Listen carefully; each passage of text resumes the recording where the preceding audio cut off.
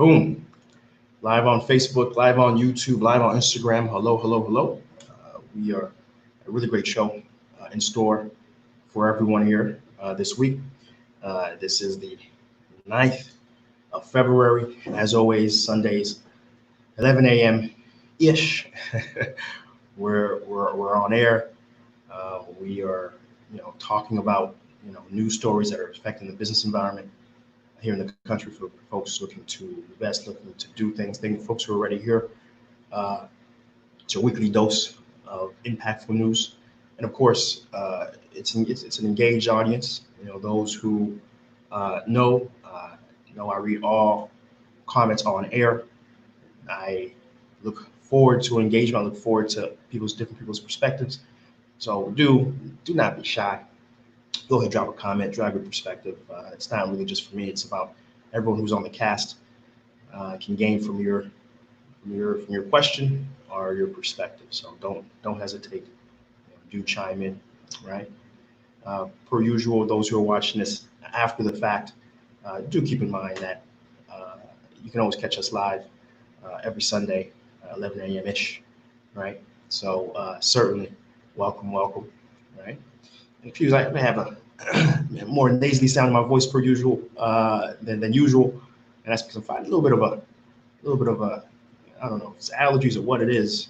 It's been particularly windy in Haiti, and when it gets windy in Haiti, the dust comes up, and then it's a combination of allergies and stuff. So excuse that. Just had to go and get that disclaimer.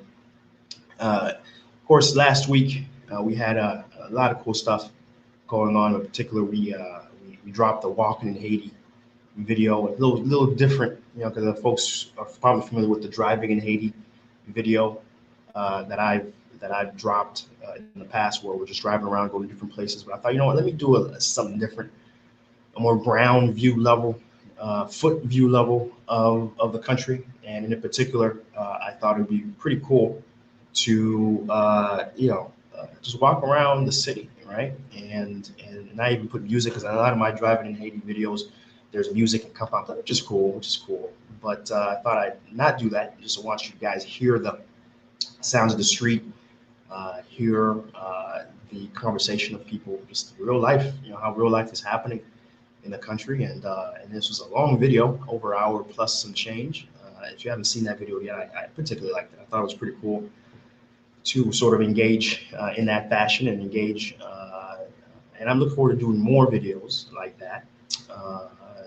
There's a lot of different places in the city in particular that we could go ahead and walk around. And so if you haven't watched that video, make sure you have. Of course, the week before we did Impact Hub, more traditional-ish video with entrepreneurs and a bunch of real cool, exciting things happening in that part of that sector. Right? So make sure if you haven't seen that video, both links are below. So do click that. Of course, Haiti Biz News site.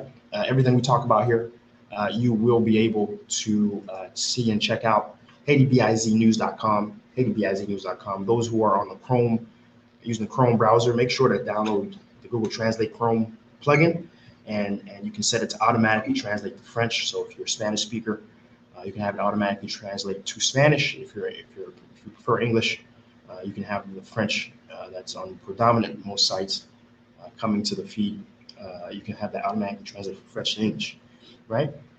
But ADBIZ News is where you'll find everything throughout the week. In fact, throughout the week, you can always go to adbiznews.com and stay in the know. And of course, share the stream. Those who are coming in right now, share it in your group, share it on your Facebook, share it in your WhatsApp.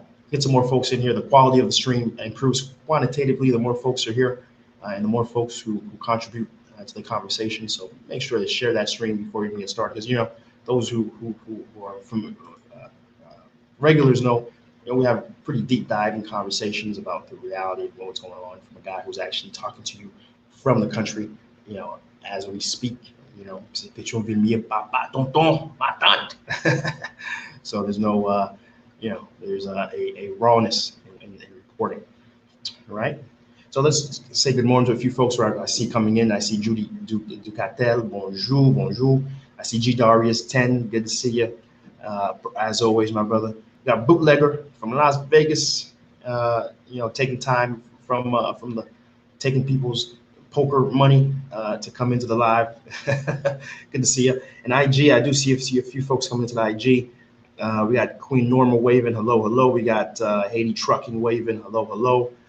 We have Dexter, the Motivation One, waving, hello, hello. Also saying, keep it up, bro. Lots of great things are happening in Haiti. You're doing the right thing. Thank you so much. And more than that, thank you for tuning in and watching. Certainly appreciate that, man. All right. And of course, let's just give you a little preview of the headlines that we're going to be talking about today. Some of the headlines we had on deck certainly relates to Cindy Kirchek coming into the country. We'll talk about that. We got towards a power sharing agreement with King Moise. We're going to be talking about that. Electricity shortfall. It's been getting worse. Getting worse. We got to talk about it, right? The promise was 24/24 electricity. Actually, we got 24/24 blackout. That's a problem, right? We have a desalination plant. Interesting, desalination plant. It's just recently been built. $500,000 cost. Is it worth it? Is it good? Is it a good thing? We're gonna talk about it, right? And there's some Haiti movie news. Haiti movie news. There's some stuff going on in the film industry in Haiti. Interesting. We're gonna talk about that. And coronavirus in the Dominican Republic. Oh, we had it last week. We had a few folks from DR, really interested in making sure that didn't happen on this side. Now we're interested in making sure what's going on that side. We're talking about it. And of course, Edwin Datika, our Haitian Maya Angelou. Some really cool news happening with her. We're gonna talk about that. Right, some real cool information, real cool stuff. Make sure you tune in. Don't change that dial. Got some real cool stuff we're going to be talking about this episode, right? And again, one more time, share the stream, right? So let's just jump right into the meat and grit of some of the news stories. The first, of course, it's like eating broccoli. Let's knock out some political news, right?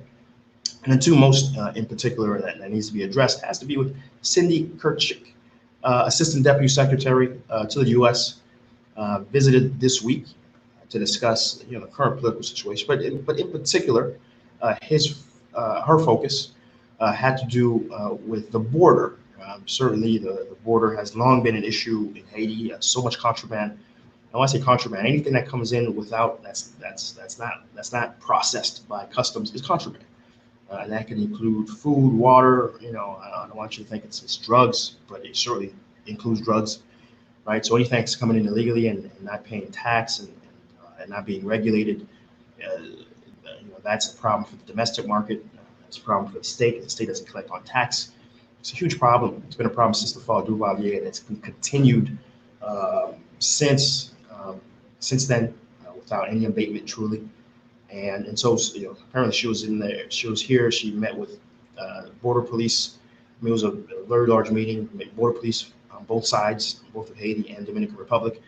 Had a few other high-level people there as well on both sides. So it really was a joint country meeting to discuss strategies to improve not only the collaboration, but the degree of excessive contraband that's been going across unabated. Whether or not that meeting was successful or not, who knows, right? But additionally, she visited the Caracol plant, which provides 10,000 plus jobs to Haitians, and of course a massive investment of the U.S. government, directly and indirectly, spearheaded by the Clinton administration. That was also reviewed and visited by Ms. Kepchik this week, right? So this marks maybe the fourth time, I believe, we have a high-ranking official from the U.S. government coming in to speak with high-level officials here in Haiti. And of course, it's interesting, it's noted, and the response really hasn't been probably what the U.S. has been wanting, just because King Moise is more or less on track to he's survived, right? And now he's ruling by decree, which is why the reference to King Moise happens, right? I say, right? And so we're keeping an eye on things. And certainly he has really all the cards in his hands right now. And of course, as we know, the only reason why he was able to survive was because of the support of the U.S. And so I guess we will see ultimately, the beast, what sort of beast the U.S. has created. Have they created a beast that will continue to listen to them, despite them now wanting him to do things that will diminish his power and hold? Or is he a beast that will now maybe go the route of Ice-T, the way Ice-T did, where he was put back in power and immediately bit the hand that fed him, and continue to antagonize different layers of society. Right? So we'll see. We'll see. It's still very fresh in his tenure. And in fact, this leads us to the next political news story, the final news story. We can move on, which regards to power sharing. King Moise has come out. His people have come out and stated that he's willing to give a little bit. He's willing to give a little bit. What does that mean? Basically, he said that, first off, he welcomes a power sharing agreement where there would be an opposition prime minister, first off, right? And of course, holding elections, obviously, and or automatically providing certain folks within opposition to key roles in his cabinet, of course, right? So an opposition power sharing government would be in place. Secondly, he wants, right? Oh, also he's conceded a lower mandate, a mandate that it will be shorter by a year, right? He's willing to give these two things. In return, what he wants first and foremost, he wants the ability where any presidential proposal after 60 days becomes law, right? So if he basically writes a decree, and if Parliament does not vote it down specifically, right, within 60 days, then it becomes law, right? So that to him will lessen the sort of stranglehold that has stopped his administration from doing the things that he wants to do, because every time he tries to push some sort of legislation out, a handful of senators blocks the capacity for the majority to vote on it affirmatively or negatively, right? In this way, if the small group of senators try again to stop the legislative process, as has been the case for on years, as long as I've been in Haiti, for sure, I've been seeing it years prior to this, that is a way to get around that. Say, hey, if you guys don't vote against it, then it becomes law. The second thing has been to, in effect, make the terms of all deputies and senators 5 years. Right now, as it stands, there's terms up to 6 years, 4 years, 2 years, right? The first time you run and win, your term is 6 years. The second time is 4 years, and in the final term, it will be 2 years. And so, but that causes obviously some issues in terms of timing of mandates, and the fact that there usually has to be basically an election every other year to ensure that the amount of seats have a mandated representative in them. And so what he's looking to do is to say, but that caused a lot of chaos, a lot of money spent, a lot of headache, especially in a country like Haiti. And so what he's looking to say is, okay, every 5 years, period, 5 years, none of this tiering stuff. Maybe you still have the amount of cap of mandates, right? So instead of maybe you can still only run 3 times and win 3 times. Okay, cool. But let's keep it 5 years, and this way, then every 5 years, you have a genuinely new government come in to the country. So those are the two things he wants. A part of a reformed constitution, I guess not necessarily a new constitution, but a reformed constitution, right? And so those are the two things that is being negotiated on currently. It's really ongoing. Just yesterday, this news came out from King Moise's camp of what he's looking for and what he wants, right? And so it is developing. We'll probably report back on this next week to see how negotiations have gone and went. That is where we're going to stop the politics and move on to other news stories. But first and foremost, let's check out the comments. That's what people are saying in the comments, right? We have Mary, like we're saying, he's coming to Pat this week. Well, good to, have a safe trip, man, certainly. And do make sure to spend your money domestically as much as possible, right? Don't just stick to the nice resorts and hotels, which are nice. They do an impact, but do try to circulate that dollar as much as you can to the community at large to really help with the impact. Have a safe trip, certainly. Mary Petiton says trade for Haiti now. Number trade, no NGO, ONG, only trade, moving the country forward, NGO, ONG, independence, Haiti now. I agree with Ms. Maya Petiton. I certainly it's disheartening to have such a dependence on NGOs. Don't get me wrong. There's a lot of NGOs doing a lot of good work. I know, NGOs that there's some Haitians who would be dead if it wasn't for some NGOs providing them sort of medical treatment that they provide. I know many Haitians would be potentially, I don't want to say illiterate, but certainly undereducated if it wasn't for some of the schooling that a lot of NGOs provide and access. Sometimes they pay scholarships for them to go to private schools.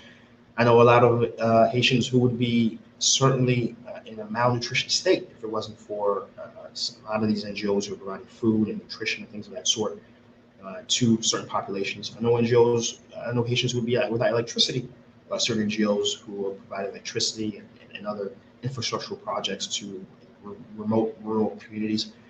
So the issue, I suppose, is probably best understood when you look at Rwanda. What Rwanda did. Rwanda said, well, we don't necessarily feel too strongly. We don't necessarily like NGOs, but we understand the crucial importance that they're providing as we are a developing country trying to improve ourselves. So here's what we're going to do. We have certain national goals that we're trying to do. We're trying to increase literacy. We're trying to increase electricity to certain people in the country. We're trying to improve health access. So you guys need to show us concrete ways of how you're going to do that. And most importantly, do it in a way that's sustainable and uses as much domestic human capital and domestic resources as possible, i.e. you're not importing stuff in, right? You're going to be working with local food producers. You're going to be working with local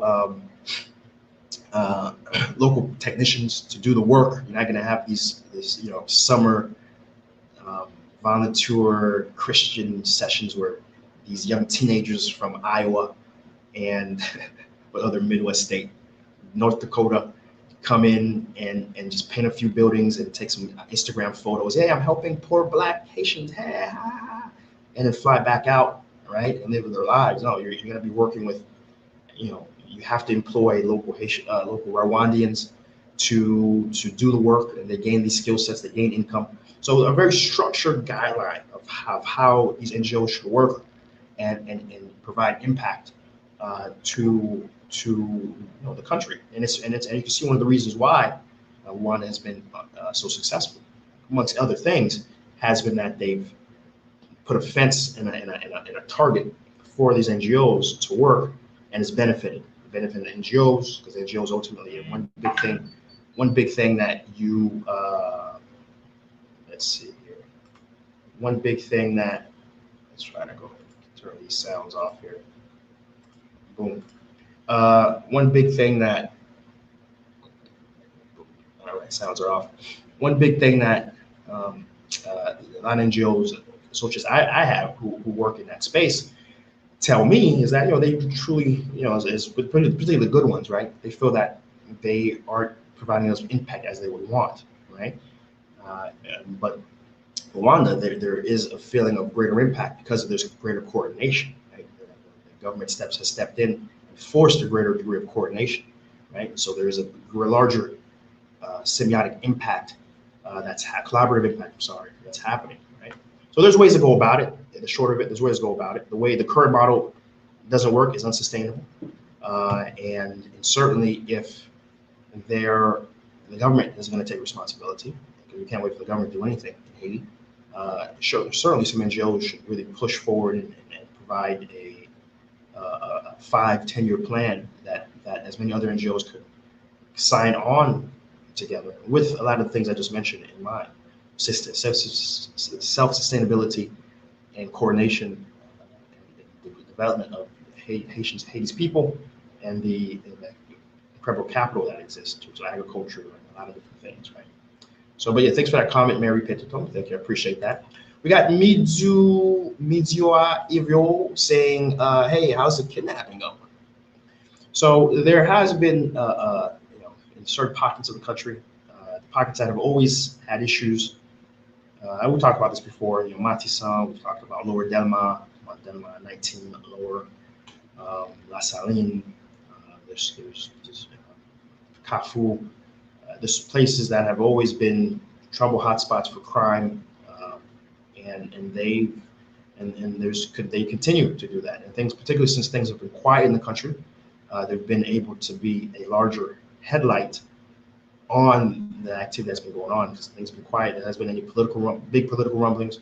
So the news cycle, the 24 news cycle that exists in Haiti and across Haiti as well, have been able to focus on these actions and activities. Not that necessarily things have gotten worse, but there's been more attention because they can just put attention towards it. And just like we talked about last week, there's certain areas I can tell you in Chicago, I'm not going to go. Englewood, I'm in Chicago for a while. I'm not going to Englewood.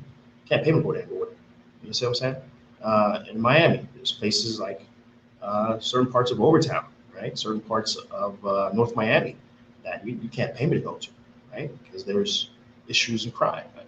Folks in New York, there's certain spots in New York that you're not going to go, no matter what time of day, especially at night, right? You're not going to go. And that exists here in Haiti, right? So I'm not discounting some of the things that are happening, but things have to be put in context that, there's some stuff going on, but they're happening in certain areas. And when you come to the country, just avoid those areas. And 99% of the time, you will be fine, right? So just avoid those areas. But meanwhile, those folks who are living in those areas, heart goes out to them, because they are Haitians. They are people who are just trying to find a way forward and live their lives. And certainly we want a improved situation for them, right? We just want an improved situation for them. And so it is imperative that the Haitian state and the police take responsibility for what needs to be done, take responsibility for they have to provide security. At the very least, they're not providing anything else to the Haitian denizens. They should at least be able to provide security for those folks who are living in those pockets. Right? But yeah, thanks for that comment, Media. Mary Petitcom follows up. Man-made disaster in Haiti will not be resolved by NGO independent country doing trading. They're governing themselves. Free Haiti now. All right, just follow up by Mary. So Lizzie says it's like busting the filibuster. That sounds reasonable, right? I was concerning the news story about Moise wanting to have his proposals automatically become law after 60 days. Right? Ricky Jones, good morning. Good morning. Good to see you. Richard S. saying, yes, he finally made the live. Good to have you. Good to have you in the live. And I hope to see you again. First time I've seen that name. Hope to see you again in the live. Again, we're at 11 a.m. Sundays. Sure. Right. Wow, videos. My good friend from the Dominican Republic. Good to see you, my brother. Rwanda ruled with iron fist dictatorships. That's something not allowed in this hemisphere. I don't know if it's an iron fist. I certainly know Rwanda, as it stands right now, it is have a particularly strong executive branch, because he is the man who liberated them, right? And particularly there's sort of agreement amongst the larger political class, economic class, people, and civilian class that the country's doing well. Why shake up? Why change things? Of course, there are some political actors who are appropriately voicing concerns of certain things happening. But is he an iron fist? I don't know. I know, for example, countries that are adjacent to Rwanda, for example, Burundi. Now that is a brutal dictatorship, a military dictatorship that quells and kills their civilians and citizens who say anything. There is no media, and the media is state controlled. So I know Burundi, which is right next to Rwanda, that is clearly a dictatorship. I wouldn't put Rwanda in that same class, right? I haven't heard Rwanda's citizens being murdered by their government. I haven't heard of Rwanda's citizens necessarily being totally deprived of free speech or media. I haven't heard of that. I have heard, certainly he's been imposing some of the some of the credibility he's gained to stifle some competition politically, but I haven't heard of murders, right? So please, it's very quick and easy to disparage a leader who's in Africa, who's doing very good things, not trying to find anything. But let's make sure we're very clear and place definitions of what dictatorships are and what dictatorships aren't. And I just don't necessarily see what the Rwanda leader is doing as a necessarily dictatorship. Heavy-handed, certainly, but I don't necessarily see it as a dictatorship. But thanks for that comment, Wild Videos. Appreciate it. Richard Jones says, I understand what you meant. Rwanda as an example. However, Haiti and Rwanda are different struggles. What work for Rwanda may not work for Haiti, certainly. But there are aspects that can work, right? So let's do something, right? And of course, the fact that Haiti doesn't do anything really different over the past 10 years or 20 years since 1987, Haiti's been just repeating the same sort of crap and not really have tried anything new. That is problematic, right? So certainly it's not apples to apples, but there are aspects we can try to take and try to implement. The fact that we're not trying to take and implement any aspects from countries that have shown us that they were dirt poor before and now are moving forward, like Ethiopia, like Nigeria, on and on and on. That's problematic. Certainly of concern for us, right? We got Daniel Dodard. Hey, good to see you. Good to see you again, brother. JH says, can you talk about the process of starting a business in Haiti and what the government agencies can call it, take care? Can agencies? I get what you're saying. What government agencies that can help, I guess. So I have a series on my YouTube called Anupale, right? If you go to my YouTube, on the homepage, you scroll down, there's different playlists, right? Anupale, there's at least 2 or 3 different topics related to starting a business in the country, both coming from my experience. So if you're not familiar with that, if you're new and you haven't had a chance to watch the Anupale playlist, in particular the older ones, more, I kind of transitioned Anupale to more, because I was providing my perspective. So I wanted to bring other perspectives in of people who started businesses and were very engaged and provide their perspective.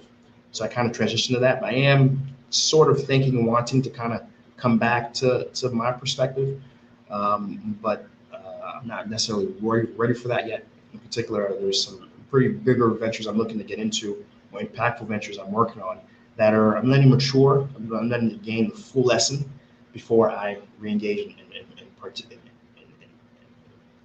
part it back out. But certainly the older videos still hold very true and very important lessons that I still depend on today. So please, JH, go to my YouTube. If you're not, I don't know if you're watching. I think you are watching on my YouTube right now. So go to the Anupale playlist. Check out the first couple videos, and I talk a lot of business in those earlier videos. The quality may not be as good as my later videos, but still the information there is still there and still impactful and still important, and you'll find a lot of value out of. Okay. Mijul says, if Rwanda is iron-fisted, I need that fist in Haiti. Hey, I know a lot of people do lament that we would benefit very much from a strong leader. I just know that Haiti so far hasn't had necessarily a good track record with strong leaders, Duvalier being the key example, right? They tended to perform very poorly in terms of being benevolent overall. I know a big thing folks say, well, these are the Duvalier things were quiet. It's also quiet. A cemetery. I mean, because he was killing a lot of people, right? And so I don't necessarily want to trade, thousands of human lives for a bit of quiet tranquility, right? There has to be a way to do it and move forward, and not have a heavy-handed, sadistic mass murderer running a country that has already had enough pains and struggles to begin with. So I'm not really on the fence. I'm clearly on the other side of the fence. I don't want a dictator. I don't want a strong person, but certainly having someone who has a strong intelligence and capacity to navigate the very difficult political terrain that is Haiti, that's certainly something that we need, and Haiti's desperate for it, right? Ronald Etienne says, "What's up? What's up? Queens in the house. What's up, man? Good to see you. I think first time I'm seeing you, Ronald. Hope to see you again. Certainly, 11 a.m. on Sundays. Hope to see you again." Jeffrey Morales, Nula. Oh my God. Oh my God. Oh my God. Bottom well. All right. We got Afama Funa, the Great. If he changes the Constitution, he might as well change it to pre-U.S. occupation Constitution. I don't know how the pre-U.S.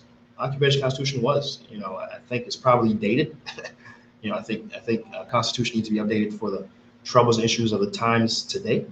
And I'm not sure reverting back to a Constitution that is over 100 years old would benefit us, right? I think that's one of the issues even America has. There's a lot of rules and regulations that don't necessarily fit the world we live in today, but yet they're still in effect, potentially slowing down the civic and economic progress of America, right?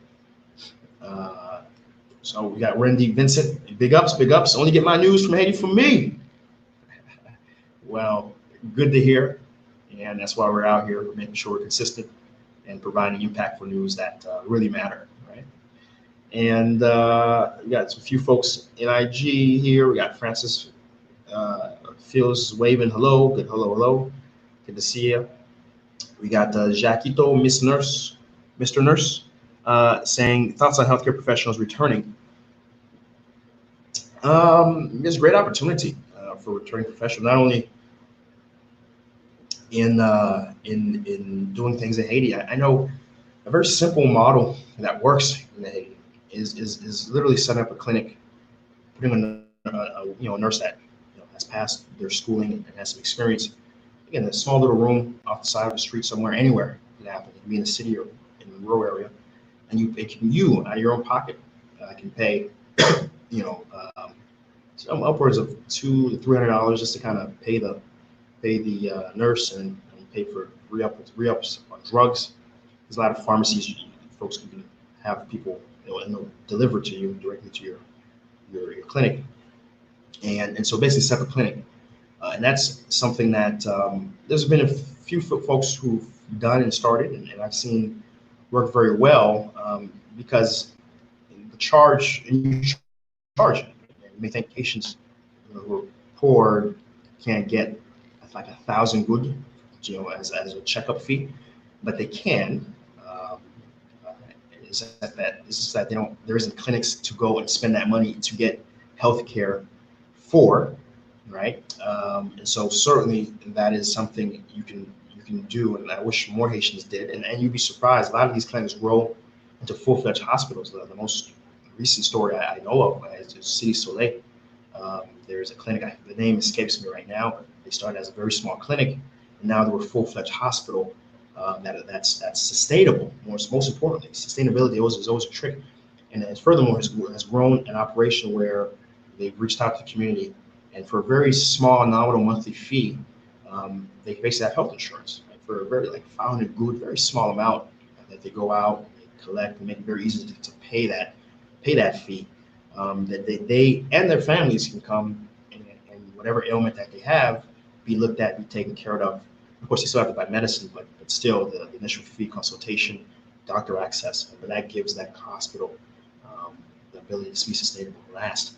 And so there are ways to go about returning. I certainly wish more folks took advantage of that. So many folks are just focused on buying some backpacks and shipping in the country, giving money to some Red Cross who builds 6 homes in the country and does nothing else.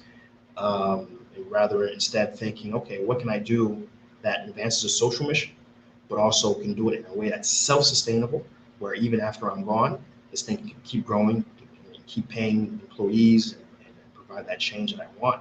And I think that is what folks need to keep in the forefront of how they move forward.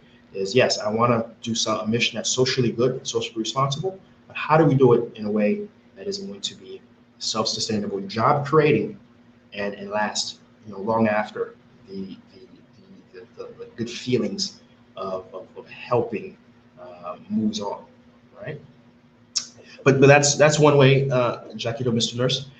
Another thing to think about is just the fact that there's a lot of remote jobs that exist for healthcare professionals, nurses in particular, that where you can take the phone and you're anywhere in the world where you are, you can be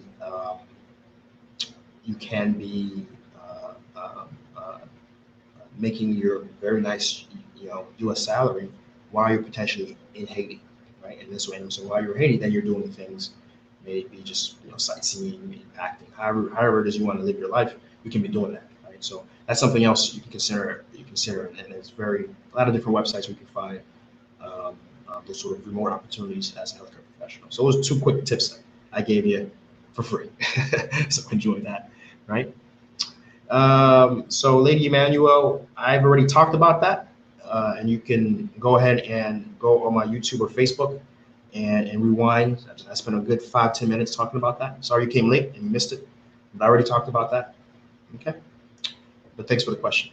But do go on my Facebook, YouTube, and then you can see the very beginning of the video where we talked about that in length. Okay. All right, so let's hop into the very next news stories. All right, let's hop into the very next news stories. We have an electricity shortfall happening, right? I think I mentioned it briefly last week that there hasn't been much electricity output, right? The EDH, the electricity company of Haiti, came out with some reasons why.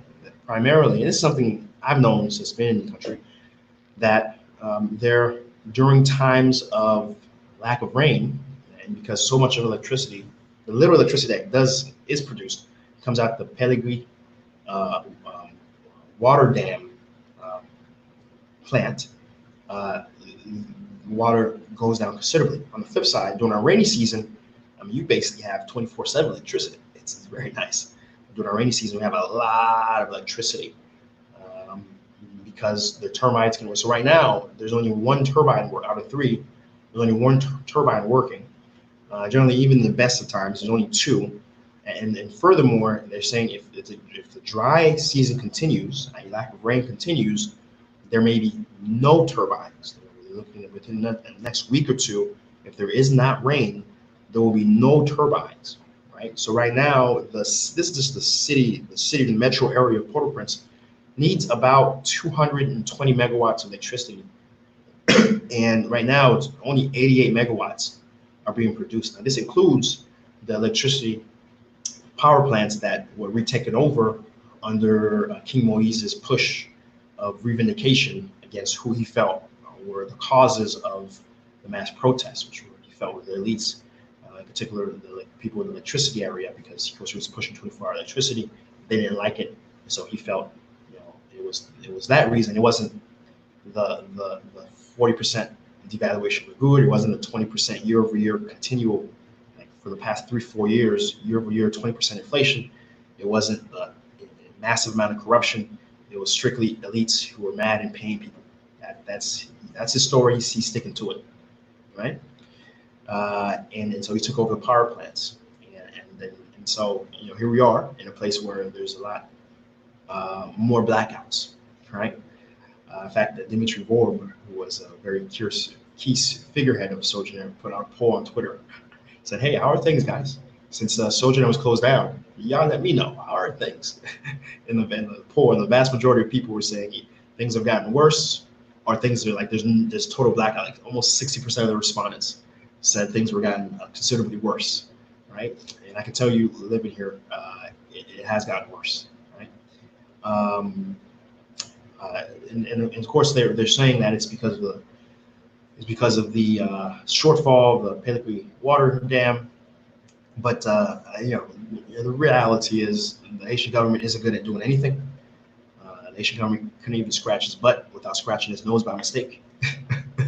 I would say that again. You didn't hear me.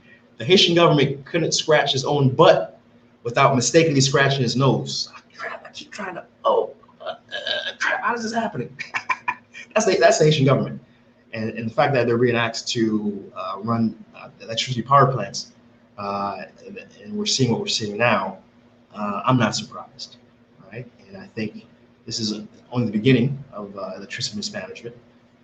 because of the fact that they've gotten a lot of equipment and power plants more or less in good condition.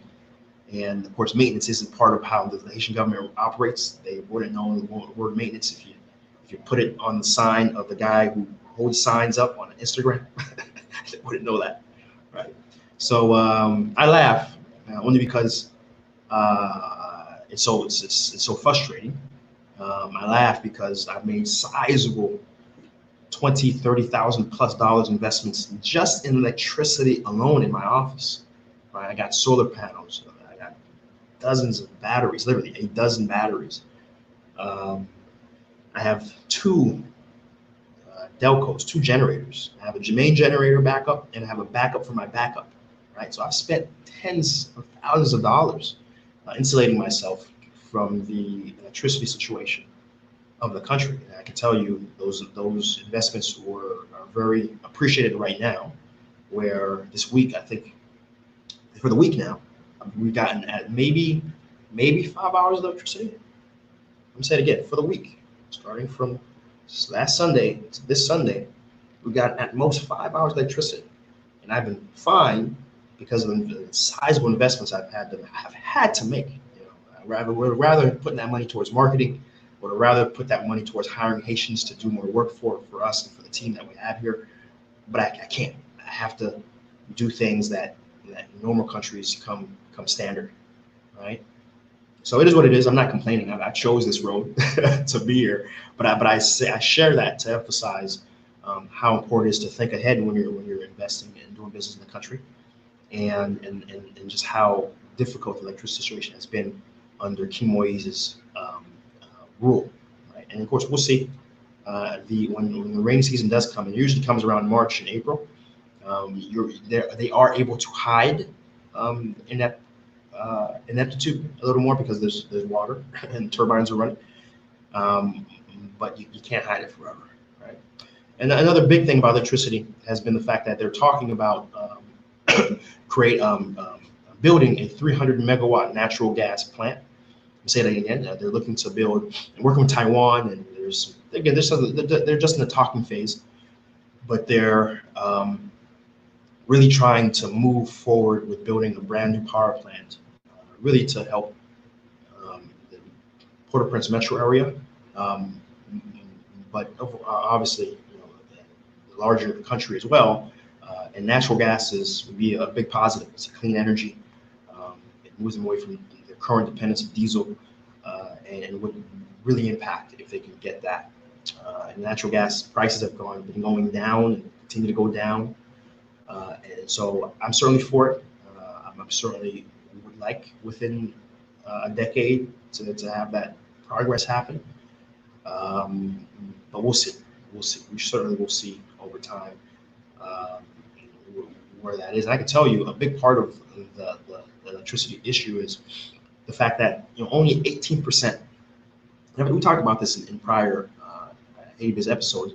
Only 18% of those who are provided an invoice for bills in Haiti pay it. I'm gonna say it again. Only 20% or 18%. Sorry, 18% who have an invoice pay it. Now, I'll be clear. I'm not blaming those who don't pay it. You know why? It's very difficult to pay. You can't pay online. You have to physically go to a spot. I can tell you, countless times I've gone to a spot. You bag a signal, no, and then you go 2-3 hours waiting, and they still you bag a signal, no, right? They don't have signal. I don't understand it. This is something that happens only in government institutions where there's no signal, no internet signal from a satellite dish or something that they have on property, and they can't operate the computers or systems, right? And so it's very hard to pay your bill. Often the bills are wrong, the metering is wrong, right? There's no way to dispute a wrong meter bill. It's just going back and forth for a long time, right? And just recently I found out they take credit cards. When I first got here, they weren't taking credit cards, right? And they recently started taking credit cards. Thank God for that, right? Before it was cash only, right? And so again, the big issue facing the state is just the fact that I think a lot of people, take a look at your income taxes in Haiti. We talked about last week, there was a massive shortfall, really because of pay law that happened of money coming in, taxes, right? Now imagine if the state actually had an online system for people to pay their taxes, right, and file it. You wouldn't need staff, because that's a big thing in Haiti. A lot of government institutions go on strike, rightly so. They don't get raises, they see corruption firsthand, they get tired, fed up of it, on and on and on. But there is no way, if they could provide a portal that worked where people can pay their taxes online, it would be a massive decrease in corruption. That alone is worth, and any Haitian government that in the future that actually does that and stays. There's always been talk in the past, but who can endure the big pressures of the people corrupting to throw a wrench in that system, which has happened before, and it can endure and provide these sort of very common sense things. Not only will that administration get a lot of respect from me, but we'll generally see an improvement in their situation, because again, there's a massive shortfall in electricity, IASH payments. There's massive decrease in tax payments being paid because it's so hard to pay your taxes in this country. You have to go to a bureau. You have to deal with racketeers who stand up front, who try to get you to pay a little thing on the side to make things go quicker. When you go inside, there's problems with the signal, right? You go inside, a lot of the guys in there will literally ask for a bribe right there in front of everybody, right? And even in the best case where there isn't that, you're still wasting half of a day, right? To do something you don't even want to do in the first place. Who in the hell wants to pay taxes? Nobody, right? Right. So making it as painless as possible would be one of the first things I do if I were president. I never want to be a politician in this country, God forbid. But I'm just saying, any serious politician, one of the first low-hanging fruit would be, okay, let's make it as easy as possible for people to interact with the government and pay what they need to pay. No one has thought of that. No one has thought of that, right? So that's the end. We're going to end the electricity story, right? Let me take a look and see what folks are saying in the chats. See what the feedback is in the chats right now. Let's see. Let's see what the last thing I read. Okay, here we go. Haiti cannot move forward if they have a strong presence in place because the wonderful USA is always in Haiti's home. That is certainly a problem, the geopolitics of it, but that's where you need a very savvy leader who can, pet the U.S. in one hand and say, yeah, no, but meanwhile, actually is working to improve the country in the other hand, right? That takes a very savvy leader who, first off, I'm not sure if that savvy leader will ever be able to get elected in this country, but certainly that's what we need. We need a very savvy leader who can play both sides of the fence, but do things that are progress for the majority of Haitians to win, create jobs, make things easier, and that sort. So thanks, Ricky Jones, for that comment. Appreciate that. Solar panels, folks. Listen, I'm a big believer in solar panels, man. Ooh, installed right. When you install solar panels the right way, man, I was kind of just, listen to the criticisms of solar panels and their limitations. But I'm telling you, solar panels, I've firsthand experience, man. I get as much electricity during the day as I would if I was getting electricity from the state for the same amount of time. Right? So, hey, man, solar panels are the truth. Even you guys in America right now, man, I don't know what you guys are doing.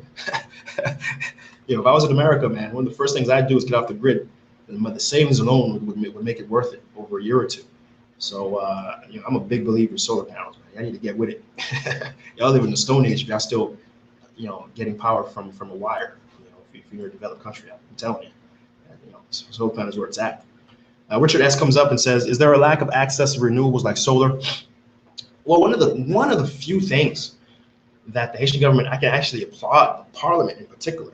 A few things in the past 3-4 years I've been here has they passed a law that I don't know if it's Parliament, I don't know if it was the past presidential presidents, I don't know, but certainly one of the things that they've done that actually is good and productive has been that they said there is no import tax on solar panels and solar panel technology, relevant things.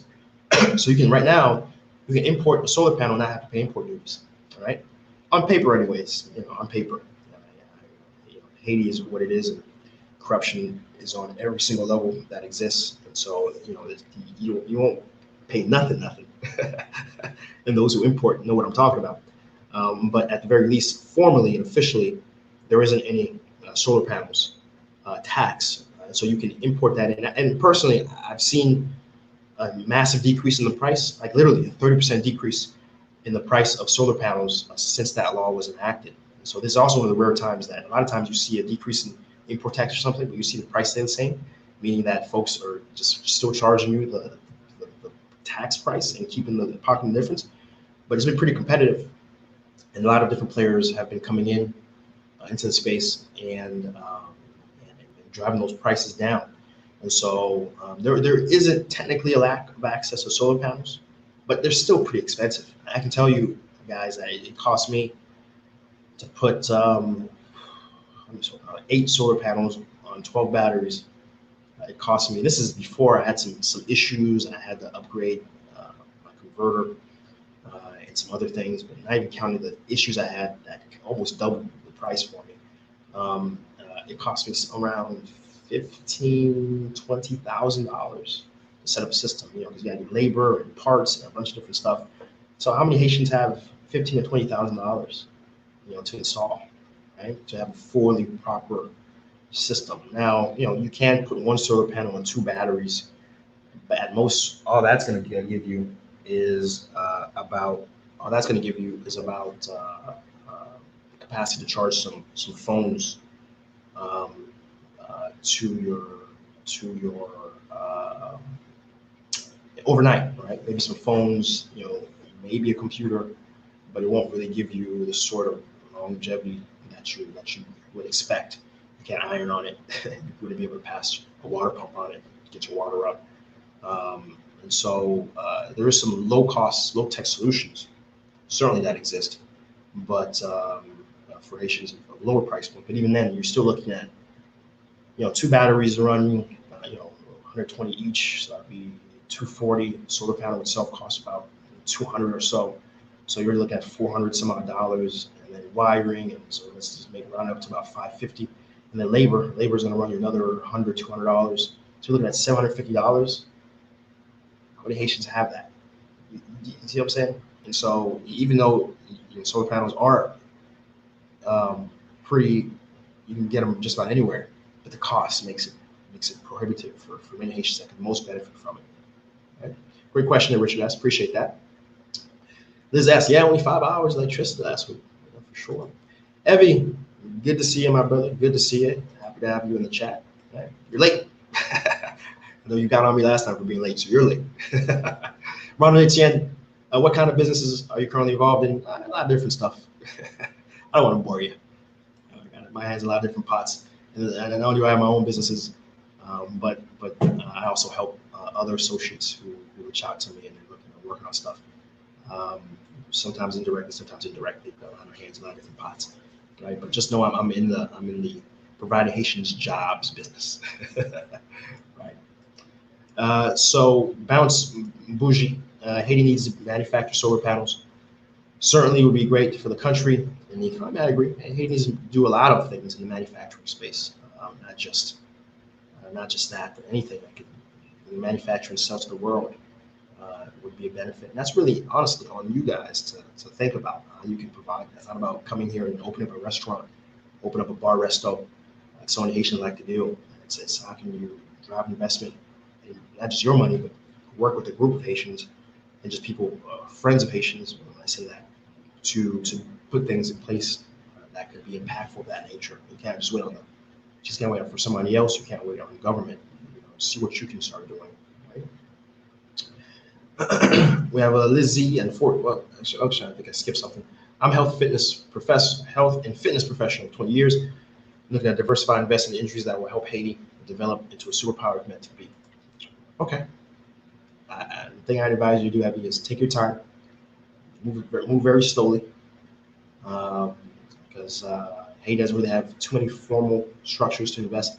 I know Profin is somewhat acts as a competent middleman for growth of different ventures in Haiti, but you need $1 million to as an entry point, right? So I'm not too sure how many Haitians have $1 million.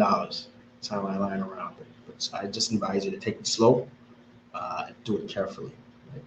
Lizzie follows up, says enforcement's often an issue at that time. So we have all the rules and laws and regulations that could potentially change and impact our country, but there isn't much enforcement. Right? That's one of the biggest issues and problems of Haiti. Right? Evie follows up, says, I agree. Yeah, I've been looking into that. Do you have any suggestions on how to start? I think Evie's talking about the clinics. I was talking about the clinics, I believe. And the best way to start, honestly, I'm not sure what your connection is to Haiti, but if you have family there, starting in your family's community, where they can sort of help you, and there's a degree of trust. But certainly, the thing I would advise you, though, is just because you have connections to a place doesn't mean you can just hire a cousin and then close your eyes and stay in your country and stay in whatever country you are. Haiti is a jealous mistress, and other people who fail in the countries because they had a cousin that they trust. You know, Haiti is a place where you have to be on the ground, and you have to be, and if you can't be on the ground full time, you have to be on the ground at least every other week. Be in the country, review the books, see how people are moving in and out, see the behavior of your employees. And if you can't have that, if you can't do that, if you don't have a lifestyle or a capacity to be in the country every other week, at the very least every other week for a couple of days, don't invest in Haiti. Don't invest in Haiti. Don't. That's the very first. My own policy, one of the first things I tell you is you have to be able to be here to watch your business. Haiti doesn't work that way. Haiti doesn't. Oh, I got some money. Let me give it to somebody. Haiti doesn't work that way. You're going to be part of the countless people who talk bad about the business environment in Haiti because they did it the wrong way. Haiti doesn't work that way. You have to be here to manage your businesses, period. Right? I don't care who you trust. I don't care if you partner with somebody. I don't care. You have to be here. Right? And so in the meantime, what I'd advise you to do is save your money. What I'd advise you to do is come enjoy the country, come many hotels, resorts, and beaches that we have, network with people, but don't put your money here unless you have the capacity to come here often. Okay? Let's keep it going. Manatsa Musa says, have you thought about going to politics in Haiti? I've thought about it, and the thought has been no. I have no desire. First off, I can't, because the way the Constitution is currently written, at most I could be as a mayor. But beyond that, the way the Constitution is written, because I was born here, but because I've been naturalized a U.S. citizen, I couldn't. Right? So that first off, the Constitution would have to change. Even if the Constitution did change, I feel I can do much more impact. For example, Bill Gates is doing a lot more. I'm not saying Bill Gates, but I'm just saying Bill Gates has a lot more impact outside of politics, right? You have so many folks who are doing incredible work, changing the world, and they're not in politics, right? They are standing from a side. And Tony Robbins, for example, is doing some great work motivating folks and impacting, but doing it from the outside. Right. This is another quick example. Right. So the list can go on and on. You don't necessarily have to be in politics to be able to influence and provide impact. And that's certainly my thought process. Evie follows up, says, I would be interested in being a lobbyist because I think someone who's been there consistently would have more influence. I left 82 to New York, but I'm transitioning back to DR. Okay. All right. I'm not sure what lobbyist means in Haiti. I'd say be careful, because the moment you touch the corrupt machine that is Haiti, you're liable to get in trouble with your home country, because most developed countries have very strong anti-corruption laws that will land you in jail. And so, if you're saying lobbying the Haitian government for things, that usually comes with under the table money, and I advise you to stay the hell away from it for other legal reasons. I'm not sure if you mean lobbying your government. Yeah, go ahead, do that. That's great. Just very strong anti-corruptive practices and enforcement that happens in other countries. But I would not advise you to go that route here in Haiti. Evie follows up, says, maybe we should ask the model how Cont successfully did in Africa. I mean, it's no secret how Cont did it. I mean, he had a business idea and he went to China and said, hey guys, I want to work with some manufacturers in China to help me. And then they saw the opportunity that was Acon was giving them, and then this Chinese government backed Acon, right, with things. So it's not the hardest thing in the world to remimic. It's not a secret sauce that Acon has. Acon has openly said that's how you went about it. So I mean, and no one's stopping anybody from doing that. In fact, in the coming episode, I think next week actually, I'm speaking with someone who actually specializes in working with China and Taiwan to have Haitians come over, build things, and bring them back to Haiti to build. Right? And certainly, energy could be an aspect that you could build and become Haiti's next Acon. Right? So there's nothing stopping you from, or stopping anyone from doing that. Right? Adele, Alfred, good morning. Good morning. Right? Good morning. Right? Every follows up. Some stuff I said. I don't remember what I said. It sounds like Avery was following up on what I was saying. Wild videos. If anyone's reading this, if you want to invest in Haiti, look up for good land, start farming. Agriculture. This is the first step of creating wealth, making income in foreign currency, and bring. It follows up the next message. It says, bring food security, less dependence on importing foods, loosen your dollars. Lose your dollars. Totally agree with our videos. In fact, my next big venture that I'm actually making small movements towards, and probably by this time next year, I'll be probably looking to pivot fully towards that space. It does involve agriculture. It does involve working with farmers, and it does involve ultimately getting that product out to America, to anywhere I can get the product out. And so I believe, well, our video is correct. I believe it so much that I'm actually working on the sidelines on my next business venture to be that, right? So so look out for more for that. I'm very excited about that new line. But right now, my focus more is on my book. So all my energy and time is going in that direction for now. But the moment that book is done, then I am going to jump fully in the pool of that direction. I am doing some sprinkling and dabbling in that space. So let's move forward. Let's move forward. Next business story has to do with the desalination plant. There's a desalination plant that's just finished construction. And it's really cool, right? Because we're just talking about solar and things like that, right? So it's a solar desalination plant. So the way this works is it's situated in the Ile Gonave, and it's using solar panels. And what's cool is using batteries from Tesla. Probably should have led with that. Batteries with Tesla, right? Has these solar panels, uses Tesla batteries. Now let's back up. The NGO is called Give Power. Now, Give Power is a subsidiary of Solar City, or it's a NGO. Excuse me. That's that cold happening. It is a NGO of a subsidiary of Solar City, which of course is owned by Tesla. And so they set up on the island of Gonave a desalination plant that uses solar power to power the desalination process.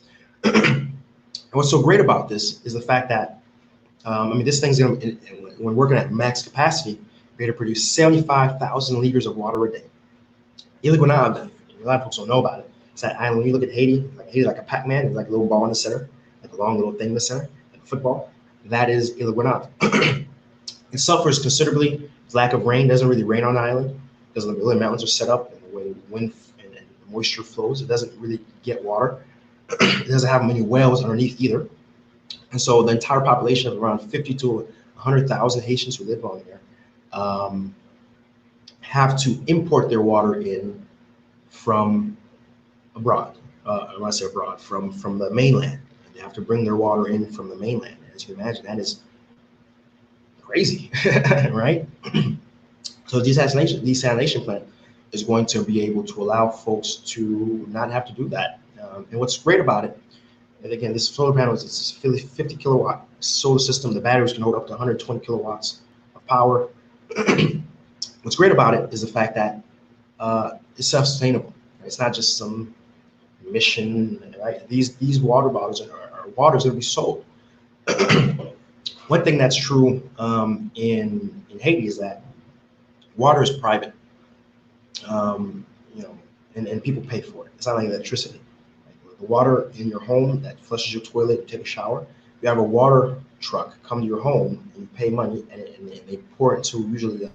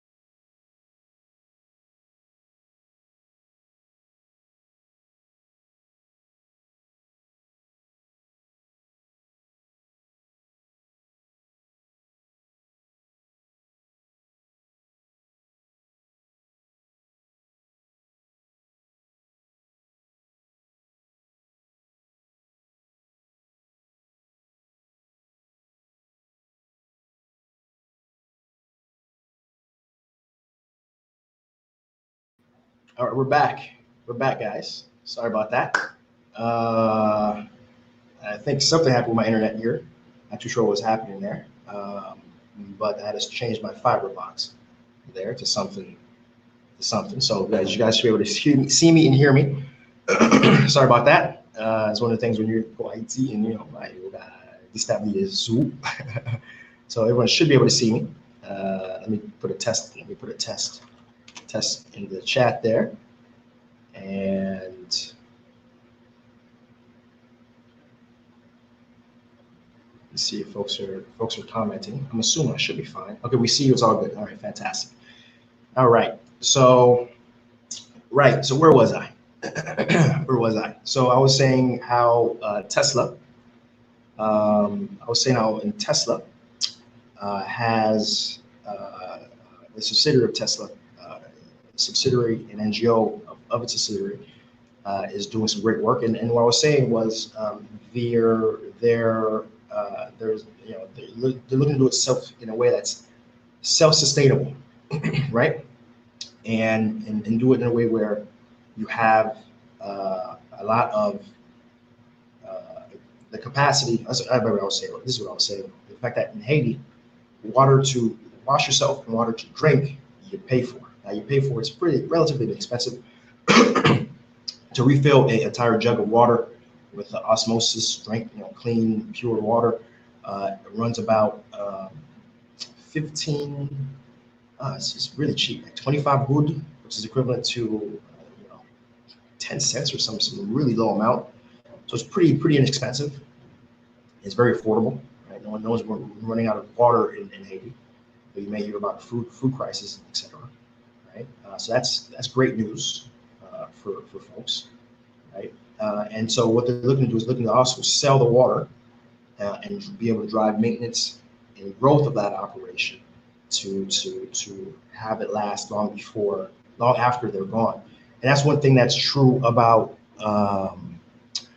a lot of the things that Give Power has done, they've done other things with utilizing solar. And I think actually this is their second project in Haiti. They had another project, I believe, where they were providing power grid to the area of Guanaïve, if I remember correctly. The article notes is correct in the house. So yeah, that's great news. You should have to Google it. I think take a look at the photo. If I could share photos here, I probably could. It's pretty interesting. It's a pretty interesting piece of work that is happening in the country, and certainly something that can potentially impact and change the country for the better. Right? So we're certainly looking out for that. And the total cost of this thing was $500,000. $500,000. Right? And let's just jump into the remaining news stories. Right? So we have Haiti movies. We have a group of former students of the now defunct Sin Institute in Jacmel, which was the premier movie creating group in the country.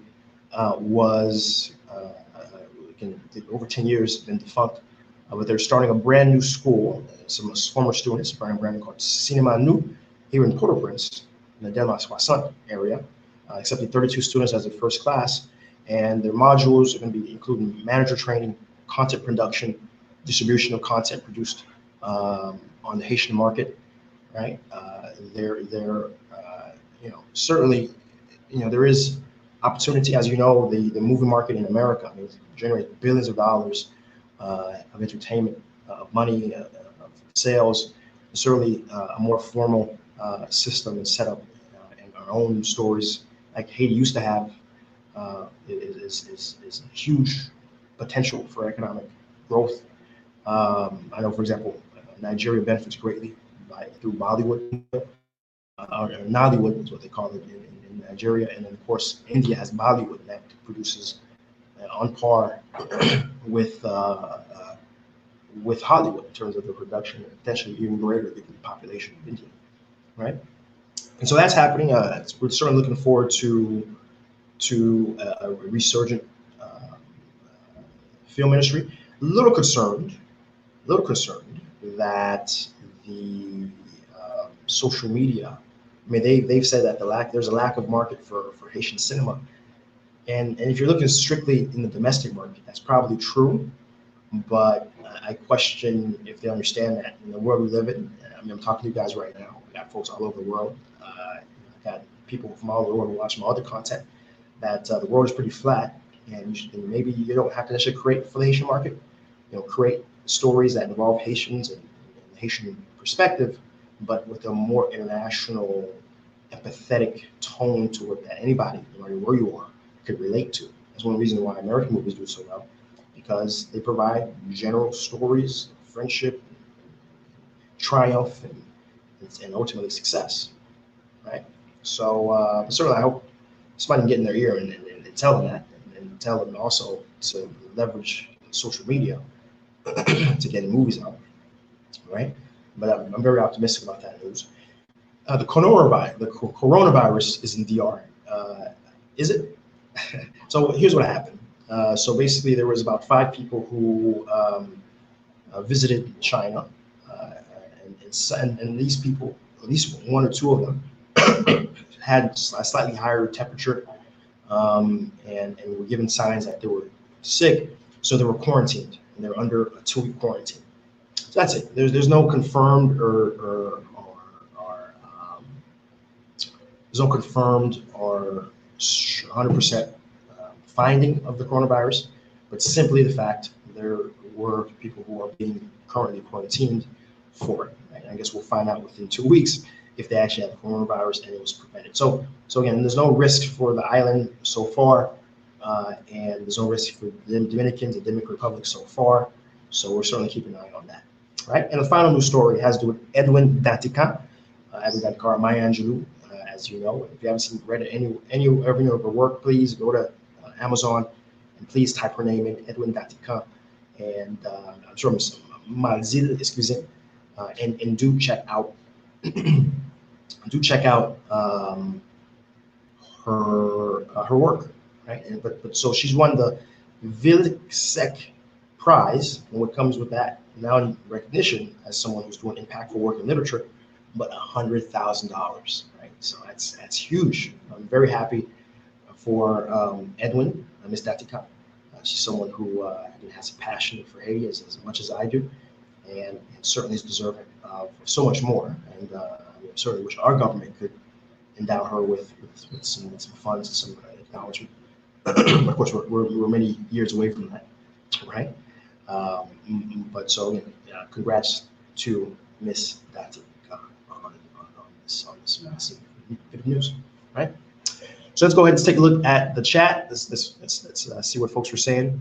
While video says, his final comment was, hey, many underestimate chicken farm where a single chicken can produce up to 40 eggs per year. I'm not sure what that means. 40 pounds. Okay, 40 pounds of eggs per year. Yep. 40 eggs a year multiplied by 10,000 chickens. Yeah, certainly. You're speaking to the choir here. While videos, I certainly agree with you. Evie follows up. Hey, brother, can you remind me what your Cash App is? And sure thing, that is the Cash App there. $ Seejeanty is the Cash App. And of course, whatever you provide helps. Helps not only Haiti Biz News stay on air, and there's a lot of lights, a lot of different stuff going on around here. A lot of different lights, a lot of different stuff going on here to make this thing work. I just hit with the lights as I was flaring my hands here.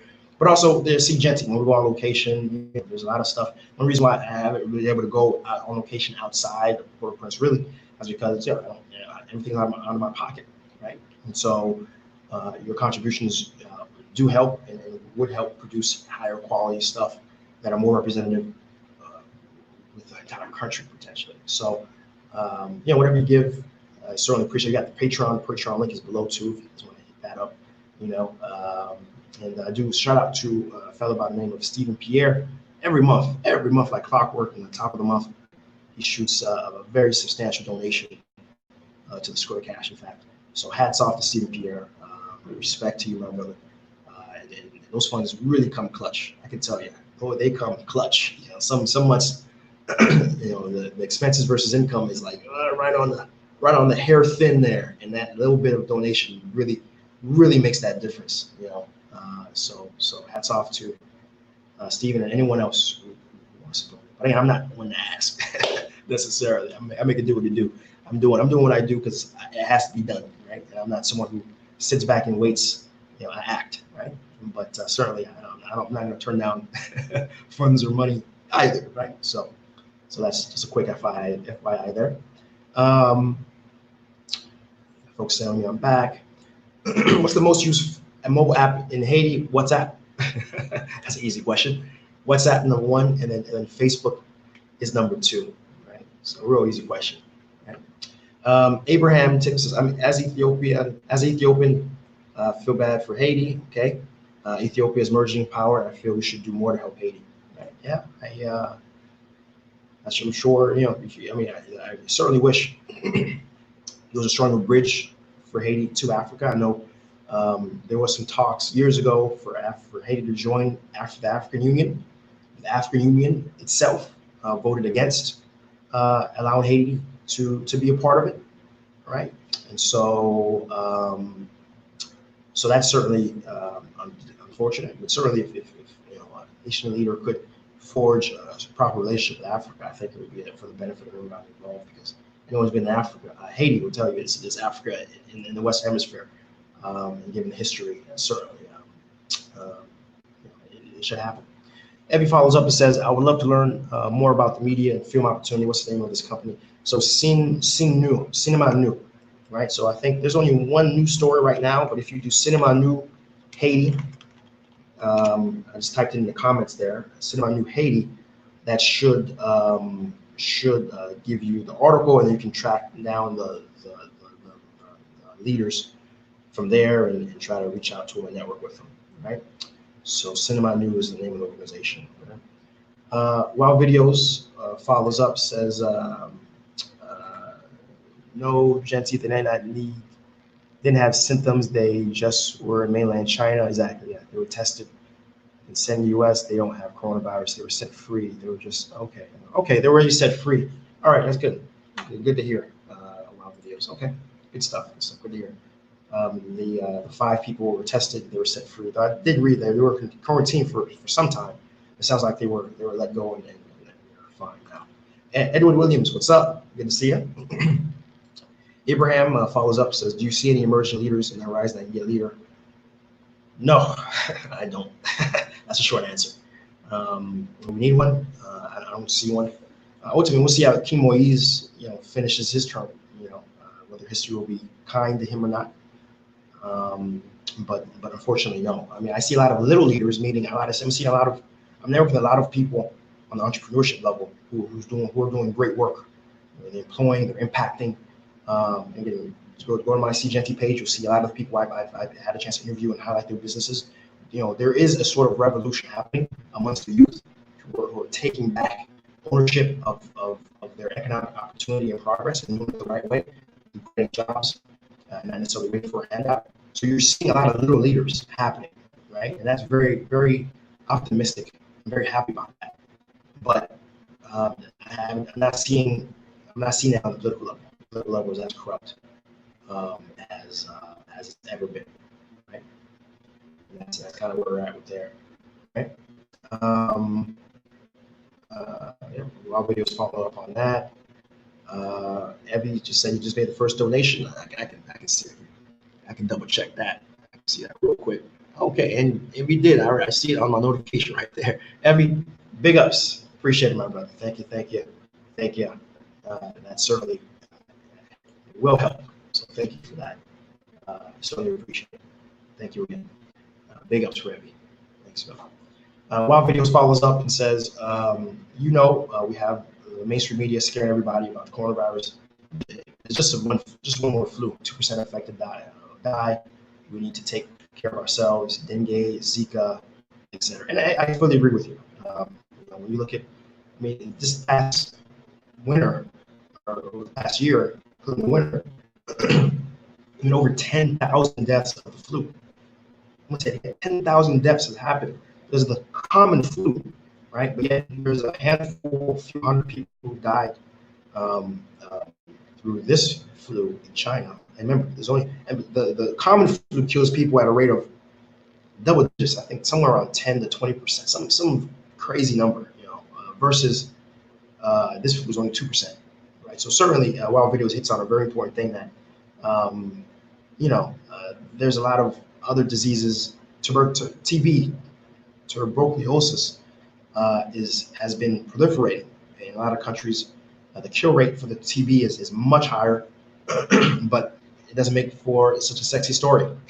TB, we've heard about it, we've seen it, So it doesn't, that information doesn't necessarily get partitioned out to the mainstream media because it just isn't as cool as brand new out of China, and so Wild Video hits on a very important point, which I didn't just talk about, but it's true. So certainly, keep that. You should keep that in front of us, right? Richard S. I'm not taking on interns. I have a very large pipeline of potential employees. I don't need any recommendations for that, right? I get that a lot. People find out what I do. Oh, I got somebody for you. I don't need somebody. I got plenty of people. Haiti doesn't lack unemployed people. What you need, if you really want to help, is to think about, because I do outsourcing, right? Who do you know in your community that could use a virtual assistant, who needs data entry? I need clients, because with more clients, I can hire more people, right? So that's really, if you want to, I feel the energy to be helpful, and be helpful that way, right? And then once we grow enough, then certainly I can take some referrals my way, right? But Richard S., thank you for that, and I do appreciate the good intentions. Looks like the internet's slowing down. Yeah, it looks like this is a time for me to get off. The internet's acting up for my folks here on Facebook and YouTube, so it's probably a good place to end it. We're on here for an hour and a half. My throat's acting up too, and a lot of stuff. So we've got the core news stories out the way, guys. I want to appreciate. I got a video editor. Thank you, Evie. So guys, I appreciate it. Thank you. And so we're back at it again. Remember, we're back at it again on Sundays. Right? Remember, we had a brand new news story. Walking in Haiti. You haven't seen that video yet. It's on your YouTube Seejeanty. Make sure to take a look at it. Haiti Biz News. Remember, all throughout the week. Take it out. See it's streaming underneath. Remember, guys, share the stream. We had some bugs and hiccups here and there, but overall, it was a pretty good stream, good conversation. So please share the stream.